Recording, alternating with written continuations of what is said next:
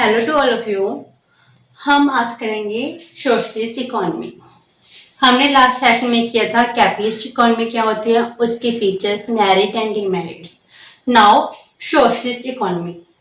जब हमने capitalist economy की थी, कैपिटलिस्ट इकोनॉमी में हमने निकाला कि कैपिटलिस्ट इकोनॉमी में एक्सप्लॉयटेशन ऑफ लेबर बहुत ज्यादा हो रहा है।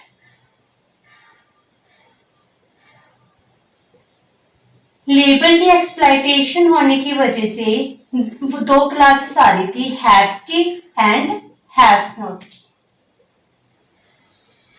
सो इसके कैपिटलिस्ट इकोनॉमी के डीमेरिट्स 19th सेंचुरी में हमारे सामने आने लगे। सो जो पीपल हैं वो कैपिटलिज्म के अंगेज्ड हो गए ड्यूरिंग दिस पीरियड। तो लोगों ने सोचा कि हम कैपिटलिज्म को खत्म कर सोशलिज्म लाएंगे। इसमें सबसे बड़ा नाम आता है कार्ल मार्क्स का, जिसको हम मार्क्सिज्म कहते हैं। कार्ल मार्क्स ने क्या किया, कंसंट्रेशन ऑफ वेल्थ के अगेंस्ट स्टेटमेंट दी। रेवोल्यूशन लाने के लिए उसका बहुत बड़ा हाथ था। उसने सोशलिज्म को फेवर किया। उसने कहा कि जितने भी इकोनॉमी में प्रॉब्लम्स हैं, लेबर की एक्सप्लॉयटेशन हो रही है, स्टारवेशन हो रही है, इसका रीजन कैपिटलिज्म है। कैपिटलिज्म सिर्फ प्रॉफिट मोटिव के पर्पज से काम करता है, प्रॉफिट अर्न करता है और लेबर को एक्सप्लॉइट करता है। वो सारा दिन काम कर रहे हैं लेकिन फिर भी उसको 2 टाइम्स की मील नहीं मिल रही है। इतना ज्यादा एक्सप्लॉयटेशन ऑफ लेबर चल रही थी। हाँ, उस टाइम क्या हुआ, 19th सेंचुरी में जो मैक्सिमम पॉपुलेशन थी वो कैपिटलिज्म के अंगेज्ड हो गई। उसके बाद क्या आता है हमारा नया system, socialist economy. Socialist economy में क्या होता है, जो मेन्स ऑफ प्रोडक्शन होते हैं वो अब गवर्नमेंट के हैंड्स में चले जाते हैं। ऑनरशिप किसकी होती है, सभी लोगों की होती है। वो कुछ लोगों के हाथ में कंसंट्रेट नहीं करेंगी, वेल्थ कुछ लोगों की नहीं होगी। जो इकोनॉमी के डिसीजन है क्या प्रोड्यूस करना है वो प्रॉफिट मोटिव से नहीं होंगे, प्रॉपर ऑटोमेटिक एडजस्टमेंट नहीं होगी, गवर्नमेंट इंटरफेरेंस करेगी। हमने कैपिटलिस्ट इकोनॉमी के डीमेरिट से वो 19th सेंचुरी में हमारे सामने आए, जिस वजह से लोग कैपिटलिज्म के अंगेज्ड हो गए, रेवोल्यूशन हुई, जिसकी वजह से क्या आया, सोशलिस्ट इकोनॉमी आई, सोशलिज्म का कॉन्सेप्ट आया। अब हम करते हैं सोशलिज्म क्या होता है। सोशलिज्म होता है जिसकी मीन्स ऑफ प्रोडक्शन गवर्नमेंट के हैंड्स में है, गवर्नमेंट सारे डिसीजन ले रही है, सोसाइटी का वेलफेयर ही गवर्नमेंट का प्राइमरी ऑब्जेक्टिव होता है। जितने भी डिसीजन लिए जाते हैं गवर्नमेंट सिर्फ एक पर्पस के लिए लेती है, वो है सोसाइटी का वेलफेयर। इसके फीचर्स देखते हैं। First is social ownership of factors of production. Factors of production जितने भी हैं उसकी ओनरशिप अब सोशल हो चुकी है।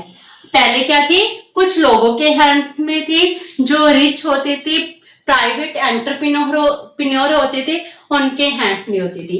फैक्टर्स ऑफ प्रोडक्शन अब किसके हाथ में चले गए हैं, सोसाइटी के हैंड्स में चले गए हैं, क्योंकि गवर्नमेंट में सारे के सारे डिसीजन है मीन्स ऑफ प्रोडक्शन है। मीन्स ऑफ प्रोडक्शन का मीनिंग है लैंड, लेबर, कैपिटल, फैक्टर, जितने भी फैक्टर्स हैं, रॉ मटेरियल, सभी के सभी के ऊपर गवर्नमेंट की ओनरशिप है, गवर्नमेंट का राइट है। अगर गवर्नमेंट का राइट है वो सारे के सारे डिसीजन सोसाइटी के वेलफेयर के लिए ही लिए जाएंगे। So social ownership is the main feature of the socialist economy. Then production is guided by social welfare. Production क्या करनी है, what to produce, how to produce, for whom to produce. ये सारे डिसीजन किस लिए लिए जाते हैं, सोसाइटी के वेलफेयर से गाइडेड होते हैं।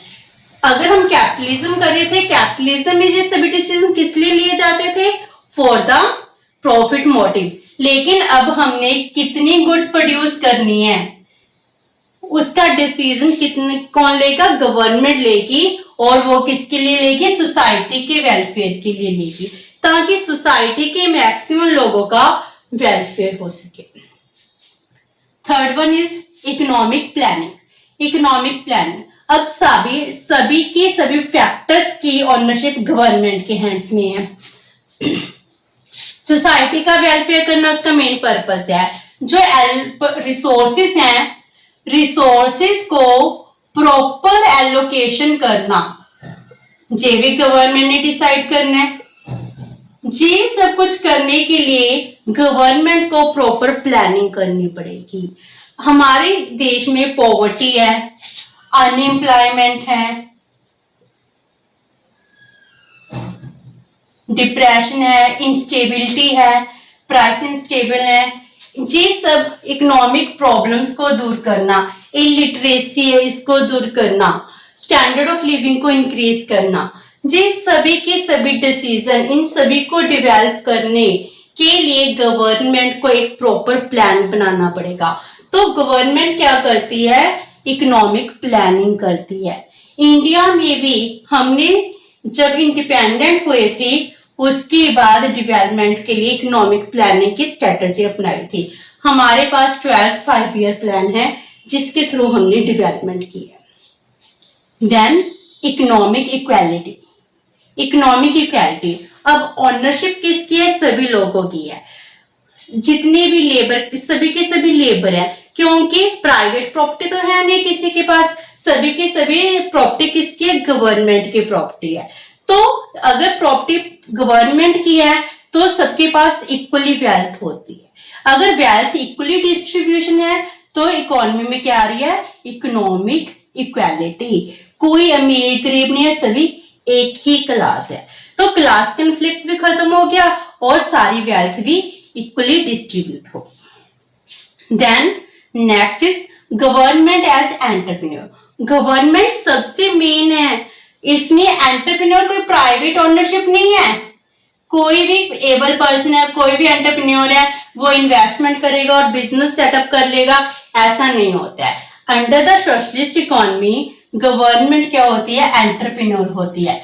What to produce, how to produce, for whom to produce, जिस तरह सभी इकोनॉमिक डिसीजन गवर्नमेंट लेती है, वो ही प्रोडक्शन करती है। जितनी भी इंडस्ट्रीज इकोनॉमी में चल रही हैं वो सभी की सभी गवर्नमेंट इंडस्ट्रीज होती है।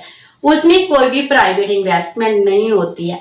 सभी के सभी person under the government enterprises job करते हैं, काम करते हैं। जो जितनी लेबर करेगा, जितना काम करेगा, उसके अपनी लेबर के अकॉर्डिंग वेजेस मिल जाएंगे। सो इक्वल डिस्ट्रीब्यूशन वेल्थ भी होगा, गवर्नमेंट एंटरप्रेन्योर भी हो। गवर्नमेंट जब एंटरप्रेन्योर होगा तो सोशल वेलफेयर भी मैक्सिमम होगा। Next is cooperation instead of competition. Capitalism में बहुत ज्यादा कंपटीशन प्रिवेल करता है, कट एंड थ्रोट कंपटीशन होता है, एडवर्टीज पर रिसोर्सेज वेस्टेज होते हैं। अब सोशलिज्म में कोऑपरेशन होता है। अब एंटरप्रेन्योर कौन है? अकेली गवर्नमेंट है। गवर्नमेंट ने डिसाइड करना है, गवर्नमेंट ने प्रोडक्शन करनी है। तो गवर्नमेंट क्या करती है?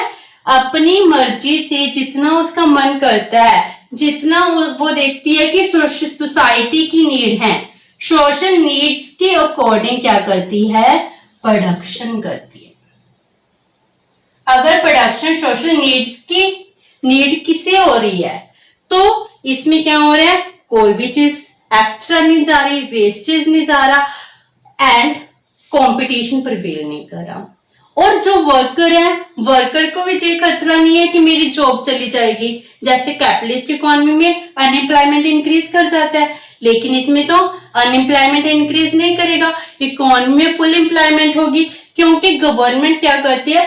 जितने भी इकोनॉमी के पीपल है उन सबको क्या देती है? काम देती है, सभी एम्प्लॉयड होती है। और सभी की सभी लेबर क्या करते हैं? आपस में कोऑपरेट करते हैं। वो फिर क्या सोचते हैं? हमारा काम करने का पर्पस क्या है? सोसाइटी का वेलफेयर करना, सोशल वेलफेयर करना हमारा पर्पस है। तो कट थ्रोट कंपटीशन नहीं होता, वर्कर भी आपस में मिलकर काम करते हैं so that social welfare increase हो सके। Last is quotas and rationing. Quotas and rationing दो तरह की होती है, एक कंज्यूमर लेवल पर, एक होती है प्रोड्यूसर लेवल पर। प्रोड्यूसर लेवल पर क्या कि हमने कौन सी गुड प्रोड्यूस करनी है, हमने कितनी गुड्स प्रोड्यूस करनी है, तो इसका डिसीजन गवर्नमेंट बताती है कि हर एक एंटरप्रेन्योर में, हर एक एंटरप्राइजेस में हम कितनी यूनिट्स प्रोड्यूस कर सकते हैं, उसकी कितनी क्वांटिटी प्रोड्यूस कर सकते हैं, इसका डिसीजन क्या लेती है, गवर्नमेंट लेती है। कंज्यूमर भी बेस पर भी कि एक कंज्यूमर जितनी भी गुड्स एंड सर्विसेज हैं उसको अपने पास स्टोर नहीं कर सकता। एक पर्सन को कितनी गुड्स की जरूरत है, कितनी सर्विसेज की जरूरत है, वो भी गवर्नमेंट ही डिसाइड करेगी। उसके ऊपर कोटा रैशनिंग लगा देगी कि आप इससे ज्यादा क्वांटिटी परचेज नहीं कर सकते। तो कंज्यूमर भी उतनी ही गुड्स परचेज कर सकता है जितना उसको गवर्नमेंट डिसाइड करके देती है। तो हमारे पास रिसोर्सेस हैं वो क्या होते हैं, बेस्ट एलोकेट होते हैं और प्रॉपर यूटिलाइज होते हैं। सो सोसाइटी का वेलफेयर होता है। ये थी फीचर्स ऑफ सोशलिस्ट इकोनॉमी। अब हम नेक्स्ट वीडियो में करेंगे इसके merits and demerits. Okay, thank you, have a nice day.